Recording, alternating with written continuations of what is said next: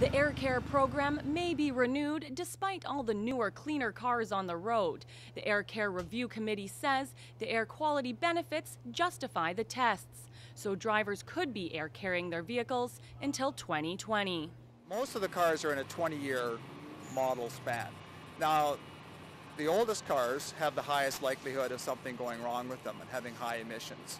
That's just because they were dirtier to start with, and they've been on the road for 20 years. There are a lot of miles on them, a lot of wear and tear, and they're likely to have high emissions. Now consider that 2010 car 20 years from now. Even though that starts off as a really clean, efficient car, by the time it gets to be 20 years old, maybe it has 350,000 kilometers of use on it. If you haven't done the maintenance to it to keep the emission control systems all working, it's not going to be as clean as it was when it first came out. The cost of running the Aircare program depends entirely on fees from motorists, not on TransLink or the government.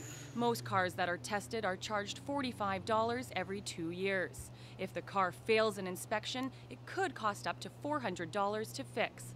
And some motorists don't think it's worth it. Well, I think it's a waste of time. I've passed every time I've been here. I have a fairly new car. Well, I guess not anymore. It's a 2001. But no, I look at some of the cars that have passed and they're spewing crap out of the back. I think it's a waste of time. It's a money grab. I don't think it's worthwhile. It's not bad since it is good to keep the air as good as we can get it, because it will affect us in the future, right? So yeah, I don't mind it at all. I mean, as long as you get your car running right, then you should be fine. You should have no problems. We are in BC, British Columbia. Some other province, they don't have air care. Get rid of it.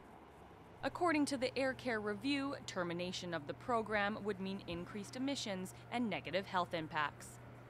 Having a program like this to help people or make that decision for people to spend money on emission control components, that's where it comes in.